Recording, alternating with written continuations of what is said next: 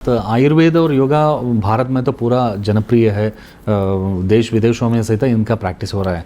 मतलब यूनानी, सिद्धा, होम्योपैथी और सवारिपा, ये दो तीन चार जो सिस्टम है सिर्फ दो तीन स्टेट के लिए कुछ ज़्यादा प्रचलित है, और पूरा देश भर में सिद्धा, यूनानी और होम्योपैथी और सवारिपा के बारे में और प्रमोशंस के लिए क्या क्या प्लानिंग्स है सर आपका डिपार्टमेंट? देखो, ये जो आयुष मंत्रालय माननीय आदरणीय प्रधानमंत्री हमारे नरेंद्र मोदी जी ने शुरू किया, तो ये डिपार्टमेंट के बारे में बहुत ही चाहत आदरणीय मोदी जी के दिल में है, और उनका यही कहना रहता है कि हमको पूरे हिंदुस्तान में आयुष के जो सभी विभाग है, आयुर्वेद हो, होम्योपैथी हो, यूनानी हो, नेचुरोपैथी एंड योगा हो या सिद्धा हो, ये सभी का हमको प्रचार और प्रसार हमारे देश में करना है और देश के बाहर ही करना है।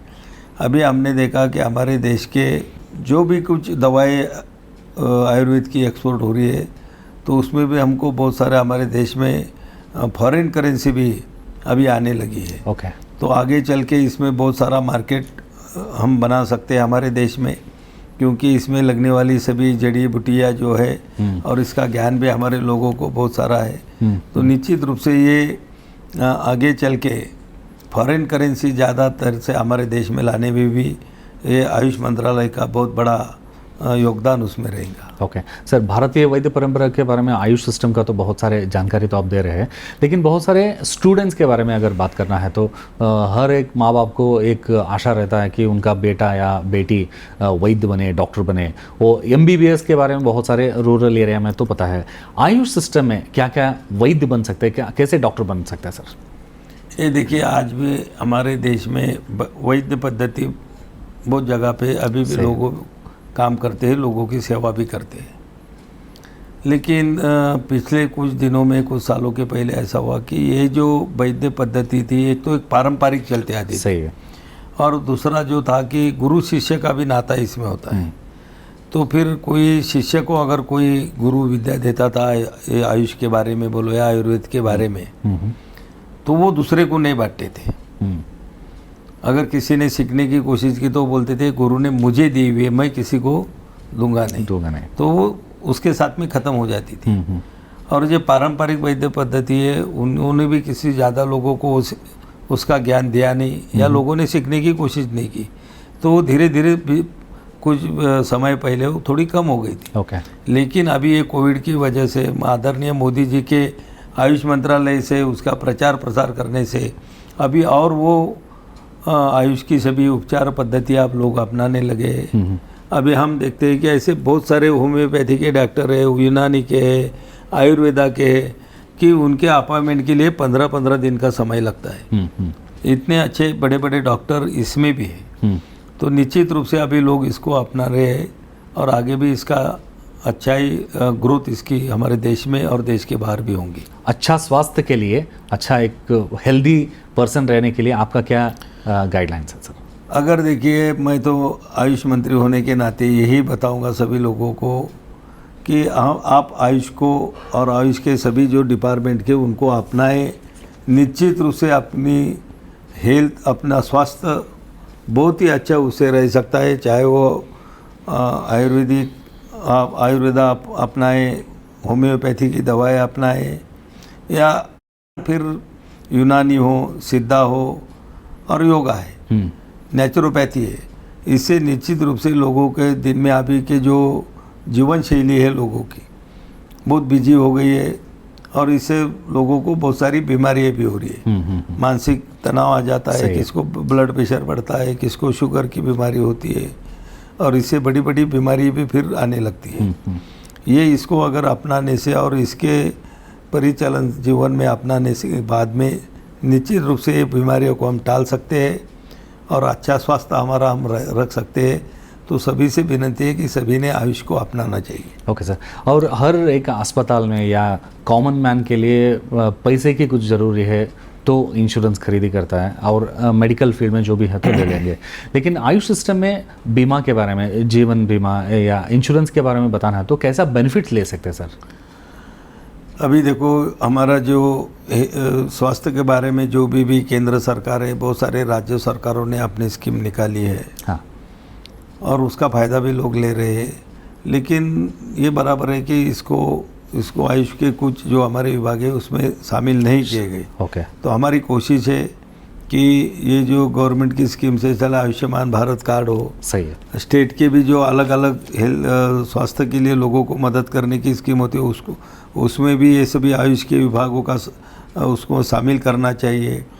और कोई कर्मचारी या लोग ये इसकी उपचार करते हैं तो इसका रिफंड जो एलोपैथी में या हॉस्पिटलों में करने से अपने मिलता है तो इसमें से भी मिलना चाहिए। लेकिन एक है कि आयुर्वेद की दवा उतनी महंगी नहीं होती है और उसके उपचार भी बहुत सारे ऐसे कि बगैर पैसे के भी उपचार उसके होते हैं। लेकिन ये भी करने की हमारी कोशिश जारी है कि जिससे सभी लोग इधर अपना उपचार करने के लिए आ जाएगा। ओके। अब बहुत सारे लोगों को क्या है, आयुर्वेद पद्धति बोले तो बहुत स्लो प्रोसेस है, बहुत टाइम लगता है रिकवरी होने के लिए। मतलब ऐसे माइंडसेट पीपल के लिए मतलब क्या आप जानकारी देंगे सर आयुर्वेद के बारे में? देखिए, आयुष में भी ऐसी बहुत सारी बीमारियों पे दवा है, सही है, कि बहुत जल्द वो असर करती है और तुरंत लोगों को ठीक भी करती है। अभी मेरे पास में तुम्हारे कर्नाटक का उस दिन भी मैंने आपको बताया था, वैद्य मेरे पास आया था, कुछ दवाइयाँ लेके आया था, लेकिन उसका वो बेचारा गरीब देहात का रहने वाला है और उसके पूर्वज जो थे कोई वो राजघराने के वैद्य थे वो उनके घर में वो परंपरा चलते आ रही है। उसने भी बहुत सारा सीख लिया। उसने मेरे को कुछ वीडियो बताए। तो जो ट्यूमर होते हैं, ट्यूमर हम अगर हॉस्पिटल में जाए तो हमको महीना, 1 महीना, 1.5 महीना एडमिट होना पड़ता है, उसका ऑपरेशन, एनेस्थीसिया देना है वो। पर उसके पास में आयुर्वेद की ऐसी दवा थी कि 20 मिनट में कितना भी बड़ा ट्यूमर हो वो खाली दवा लगाएगा, 20 मिनट में उस पूरा पक जाएगा और उसको निचोड़ के बाहर निकाल लेगा, दूसरी दवा लगा देगा, 15 दिन में वो जगह के जख्म होंगे वो दुरुस्त हो जाए। कैंसर के बारे में भी उसने बताया कि अगर कोई भी कैंसर का पेशेंट फर्स्ट या सेकंड स्टेज में हमारे पास आ जाएंगे तो हम 100% उसको दुरुस्त कर सकते हैं। लेकिन क्या हो रहा है कि ऐसी बड़ी बीमारी जब होती है तो लोग MD MS डॉक्टर की तरफ ही जाते हैं बड़े हॉस्पिटल में, और जब उधर उपचार करके थक जाते हैं तब या उधर के इलाज खत्म होते हैं तब आखिरी का कुछ तो करना है करके लास्ट ऑप्शन देते हैं। तो भी ये लास्ट ऑप्शन में भी बहुत सारे लोगों को ठीक करने का काम आयुर्वेद की दवाओं ने किया है। मेरे सामने उदाहरण है कि मेरे साथ में काम करने वाला एक कार्यकर्ता मेरा जो मेरे कार्यालय का संभालता था, मेरे साथ में भी रहता था, सिर्फ उम्र के 38-40 साल में उसको मुंह का कैंसर हो गया था। तो इतना बड़ा फैल गया था कि पूरा मुंह उसका बिल्कुल छिल गया था, बहुत बड़े जख्म हुई थी, पूरा अंदर का दांत वगैरह उसका दिखता था, परेशान थे और डॉक्टरों ने भी हाथ टेक दी थी कि अभी इतना ये दुरुस्त नहीं हो सकता। अब घर के लोगों ने उसको आने के बाद में उनको पता चला कि राजस्थान में कोई चौधरी नाम का वैद्य है जो कैंसर के ऊपर उपचार करता है। तो घर के लोगों ने आखिरी आशा समझ के उनके तरफ लेके गए। 6 महीने उनकी ट्रीटमेंट लेने के बाद में भी आज उसका 100% कैंसर क्योर हो गया और उसका जो मुंह का चमड़ी थी विदाउट प्लास्टिक सर्जरी लगभग पहले जैसे हो गया। अभी ऐसे उसके तरफ देखेंगे तो ये पता नहीं चलेगा कि इसको माउथ कैंसर हुआ था करके। तो ये देखो, हार्ट के बारे में भी उन्होंने उस दिन मेरे को बताया कि उनके पास ऐसी दवा है कि किसी को अगर अटैक आता है तो 1 बूंद दवा उंगली पे लेके अगर उसको सूंघने को लगाए तो नीचे गिरा हुआ अटैक से आदमी खड़ा हो रह सकता है। इतनी पावरफुल दवाएं भी उसमें बहुत सारी बीमारियों के ऊपर है। लीवर के ऊपर भी उनके पास दवा है कि वो बोलता हमारी दवा लियो, लीवर ट्रांसप्लांट करने का काम नहीं करेगा। लेकिन आप बोलते वैसे तो कुछ बीमारियों के बारे में हम देर से उधर जाने से उसको क्योर होने में, दुरुस्त होने में भी थोड़ा समय लगता है। लेकिन आयुर्वेद में, हमारे होम्योपैथी में, यूनानी में भी बहुत सारी अच्छी दवाएं हैं। पर अभी तक लोगों का जो है कि जो हमारे इधर की जो लोग होते हैं ना तो वो थोड़ा अनुकरणशील होते हैं। वो पहले देखते हैं कि किसको फायदा होगा तो तब जाएंगे। सही है। लोग एकदम विश्वास नहीं रखते या कोई प्रयोग खुद होके नहीं करते, कोई बीमारी के ऊपर तो करते ही नहीं। सही है। क्योंकि उनका पहला ध्येय होता है कि हमको पेशेंट को बचाना है, तो फिर वो विश्वास नहीं करते। लेकिन अब धीरे धीरे लोगों में उसमें अच्छा इफेक्ट भी आ रहा है, लोग दुरुस्त भी हो रहे हैं और लोग उनके तरफ बढ़ भी रहे हैं। और हमारा यही अभी आगे का जो प्रोग्राम है कि ऐसे जगह जगह पे वैद्य सम्मेलन लेने का। बहुत सारे वैद्य जगह जगहों पे अच्छी दवाई देते हैं, लेकिन वो के जनरल प्रैक्टिशनर नहीं है कि सभी सही है। दवाओं के बीमारियों के ऊपर वो दवा नहीं देते, सही है। लेकिन कुछ बीमारी के ऊपर उनके पास में अच्छी दवा है। हम्म, तो ये लेके वो सभी, अब उनके पास तो कोई उनकी हिस्ट्री लिखी हुई नहीं, उसमें क्या कंटेंट है उनको मालूम नहीं, उनको खाली उनका ये मालूम है कि ये जो पेड़ पौधे है, जो रूट है या कोई फल है या कोई पत्ते, ये सभी लाके उसका बराबर ये करके मिश्रण करके अगर कोई बीमारी में खिलाया जाता है तो रोग दुरुस्त होता है।